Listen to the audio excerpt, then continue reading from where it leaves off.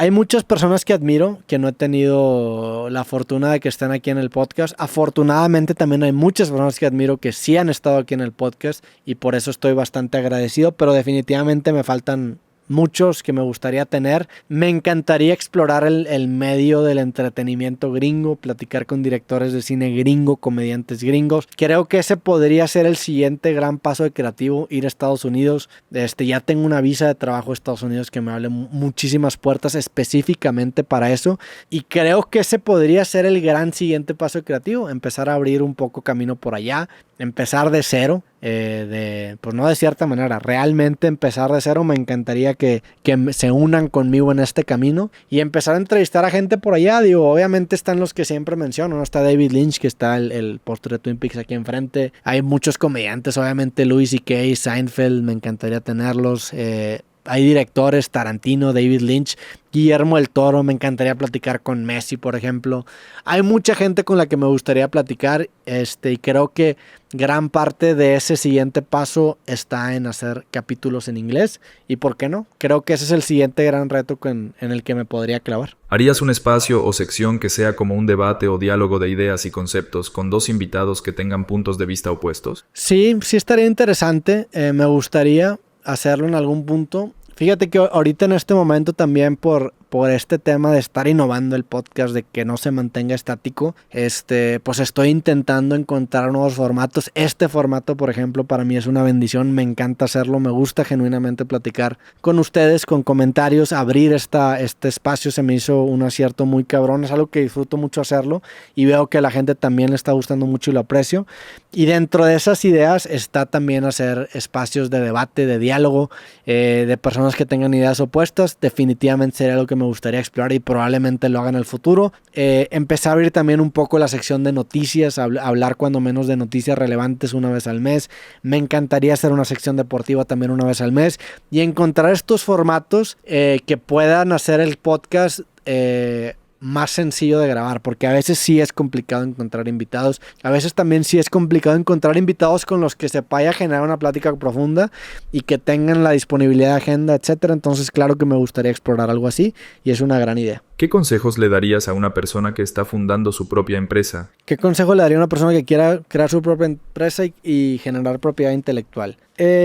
Para crear tu propia empresa, mi consejo sería que utilices las herramientas que tienes a tu disposición para hacer que tu proceso creativo de lo que sea que quieras vender o hacer o producir sea lo más eficiente posible. Es algo que comparto mucho. La manera en la que yo opero mis empresas siempre es, me meto yo a hacerlo todo primero, me tardo un chingo, después empiezo a sistematizar, después meto ahora inteligencia artificial, que es parte de esta sistematización, y después empiezo a delegar. Entonces es muy distinto delegar procesos que no están sistematizados o eficientizados a delegar procesos que sí lo están. Entonces la diferencia de productividad es inmensa, y no solamente eso, la diferencia de costo es inmensa.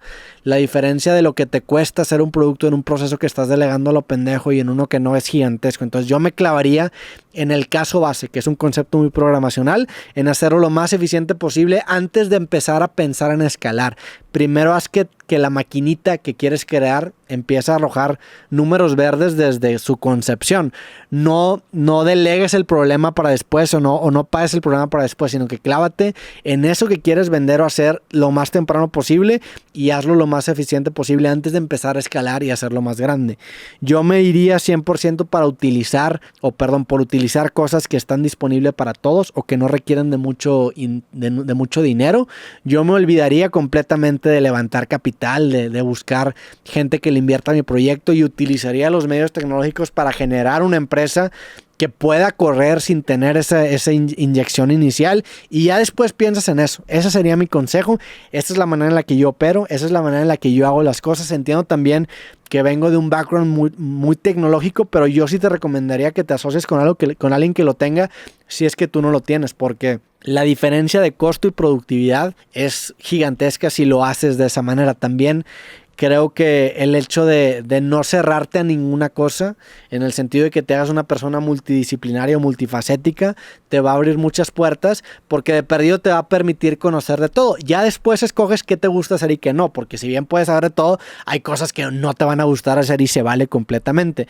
Pero el hecho de que de perdido hayas metido tus pies un poquito en esa área y hayas entendido por qué no te gusta, te va a abrir muchísimas puertas, te va a permitir contratar mejores personas cuando llegues en ese momento y te va a permitir generar procesos mucho más efectivos que requieran de menos para poder ser viables o sustentables. Y para mí esa sería la clave principal. ¿Has pensado en hacer con tu podcast algo similar a lo de Duncan Trussell y The Midnight Gospel? Sí, estaría increíble, la verdad, hacer algo así. Honestamente, esa serie me voló la cabeza. La vi hace 6, 7 meses y me voló completamente la cabeza porque, primero que nada, es una serie muy tripeada, demasiado tripeada.